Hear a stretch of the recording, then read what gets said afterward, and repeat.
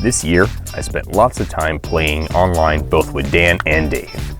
It was so much fun, and it brought me back to my childhood playing with them on the couch. Also, I played a lot of multiplayer with the kids, mostly around arena mode.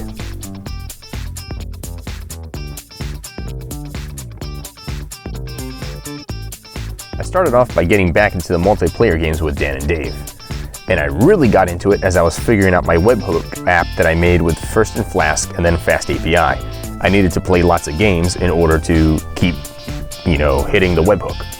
Eventually, that got me interested in resuming my single player game as Gilgamesh, which I last played the previous year on Extra Life Day. That game quickly went bust as I kept getting attacked for focusing on science to the detriment of my military. So I did a second game and tried to focus early on scouts to get the free city-state bonuses. That led to a stunted empire and I fell behind to Gandhi and eventually lost. Finally, I tried for a third time using all my lessons learned to finally get the Gilgamesh win. I played a few other single-player games, and getting back to multiplayer games, in the one where I was India and embroiled in a war with Dan, my turns finally ended in defeat. The other multiplayer games continue.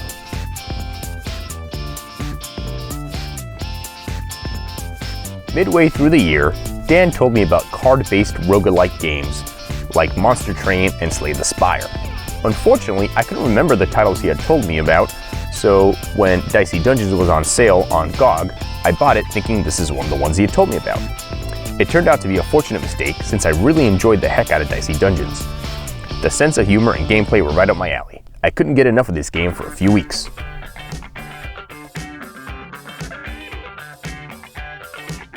I spent the first half of 2021 obsessed with this game, starting new cities where I could use all of my DLC from the beginning rather than trying to bolt it onto my older cities that I'd started before getting the DLC. Like the Civilization series, these city builders seem to be perennial favorites of mine, so I expect to play some more in 2022. Right now I'm on the fence about whether I'll get the airport DLC. It's going to depend on what it adds to the gameplay.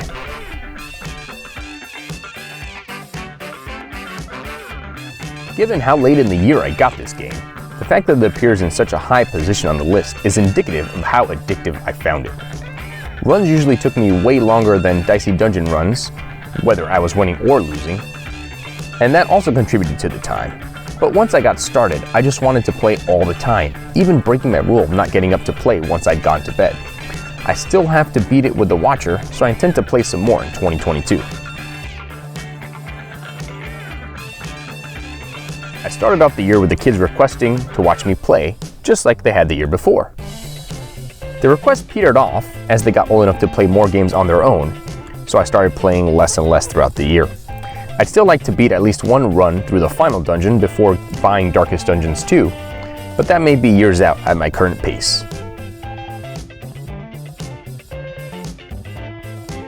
I started off 2021 playing Super Mario 3D World with the kids and trying to get enough stars for the Star World Bowser level. Eventually, we finished all the levels. The twins continued to improve and be less of a hindrance more and more of the time. It was a lot of fun to finish the last Impossible Without a White Tanuki boss level. And my assessment from last year stands. This game is the perfect synthesis of a modern 2D and 3D Mario game. In fact, mid-year we got the Switch version, which comes with Bowser's Fury, and I'm not a fan at all of Bowser's Fury. As is always the case with the 3D Mario games, the kids found it hard to figure out what they're supposed to be doing because it's so open-ended. I finally finished the community center and got to see the final cutscene. I'm not sure at this point if I'm going to keep playing to beautify this farm, start a new farm, or just let Stardew Valley go. I've certainly got tons of hours from its initial $15 price tag, so it's totally been worth it. Another game by the same studio that created Overcooked. Sometimes I find it easier than Overcooked, because you're not trying to assemble a specific food item, and other times I find it harder when you're trying to fit everything into the truck. Just like Overcooked, it's a game that often left everyone yelling at everyone else when things are going wrong. On the other side, when we finally got a truck packed, it felt so awesome. Now that Scarlett's got the idea of RPGs from Pokemon, I wanted to share my favorite JRPG with her. She enjoyed it, but we didn't keep up with it. She did ask me about it recently, so perhaps we'll continue in 2022.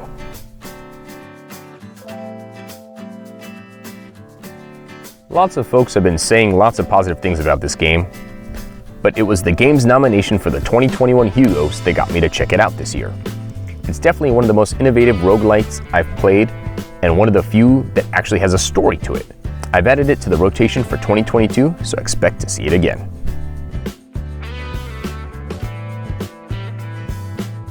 The kids had tons of fun playing the original Sonic and All-Stars game, so I decided to try this one. The twins find the flying aspect to be a little too hard. I think the game adds some good innovations, but I think it's a little lacking, especially because of the reduction in the percentage of All-Star power-ups compared to the previous game. You spend most of the game just using the little Mario-like power-ups instead of the really awesome All-Star power-ups. The twins saw a video of Scarlet playing Contraption Maker in the past, and they wanted to play. Early in 2021, they were a little uneven on the puzzle-solving aspect, but they had fun with the game. When I showed them the Maker part, they enjoyed that. They've been enjoying the heck out of Mario Maker, for example. But so far, they've only created silly scenarios.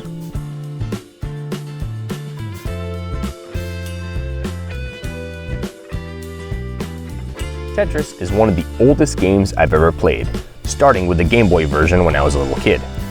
This one was on sale and I figured I could play with the family. Boy, was I right about that. I played about double this amount over on the big screen with the kids, and the family played about 24 or more hours on their own without me.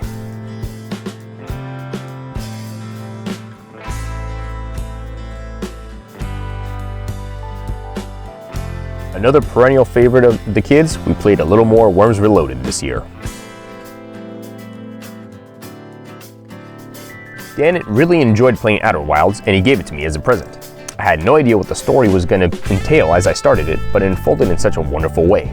The world slowly revealed itself, and I found myself intrigued by it.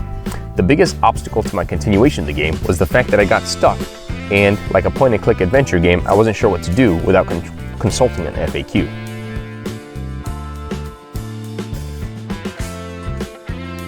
This was the first game we played in 2021.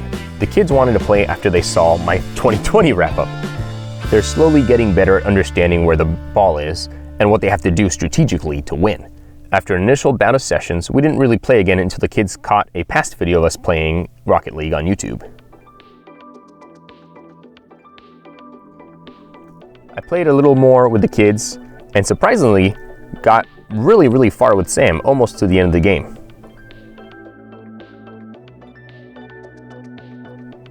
I got this game on sale thinking Scarlet would really like it since she enjoys decorating and organizing her farm on Stardew Valley. Unfortunately, it turned out to be just a tad too hard. Perhaps we can revisit in a year or two. This was another game that we started playing because the kids saw an old video of us playing and asked to do some more levels. We came very close to finishing the game, and I think we can easily finish it if we play a bit more in 2022.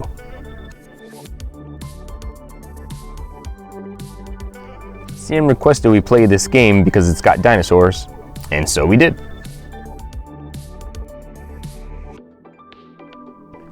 I finished this game. The ending was somewhat underwhelming, but that's not surprising considering how I was feeling about the game from about halfway through. Not much more to say that I haven't said in the past, but I'm pretty much just done with this game. Near the end of 2021, the kids became obsessed with Among Us videos. When Steam had their winter sale, it was really cheap, so we got copies for everyone. The kids needed me to play so we could have a quorum to play together. I found the game to be okay, but we need some more time with it to see if I would enjoy actually playing it. Before we started playing Transformed, one of the kids asked if we could play a few rounds of this game, and we enjoyed it. As is my current habit, I launched the game on Halloween to play the Halloween maps and content. Each time I do, I think I should play more TF2, but there are just too many games to play.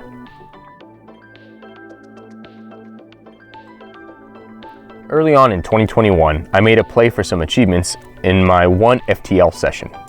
Needless to say, things did not go well for Eric, Daniel, and Dave on the Taurus. I got this game for Scarlett because, like many games that people were talking about during the pandemic, it was described as Stardew Valley plus something. In this case, Stardew Valley on a boat. The kids have put a lot of hours into the various Spiritfarer games. I played about half an hour to evaluate it for the Hugos. It's another game in the category of games I'd probably be very interested in if I didn't have so many others to play.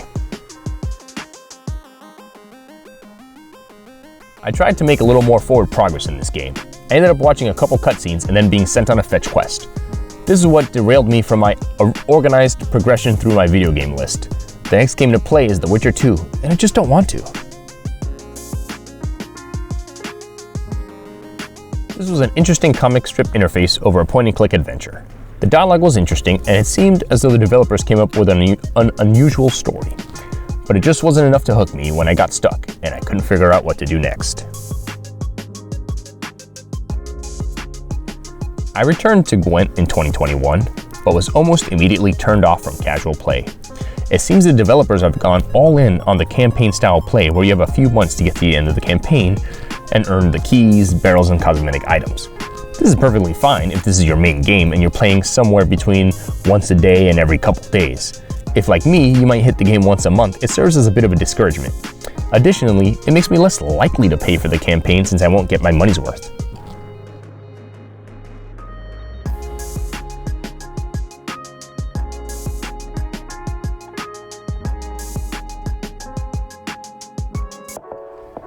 This year was full of a lot of fun games. I really enjoyed playing a lot of them. Unsurprisingly, my 2021 Game of the Year is in the Rogue family. That genre has rapidly become one of my favorites. It's a good mix of challenge, reward, and usually the gameplay sessions aren't too long. After thinking about it and going back and forth in my head, Slay the Spire is my 2021 Game of the Year.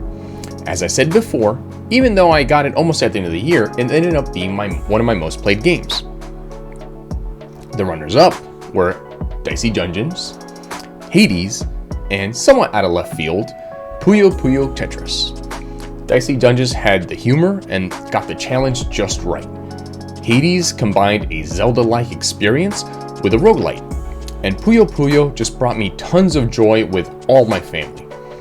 Slightly further behind is City Skylines, which I'm often finding myself itching to play, especially after a visit to its subreddit.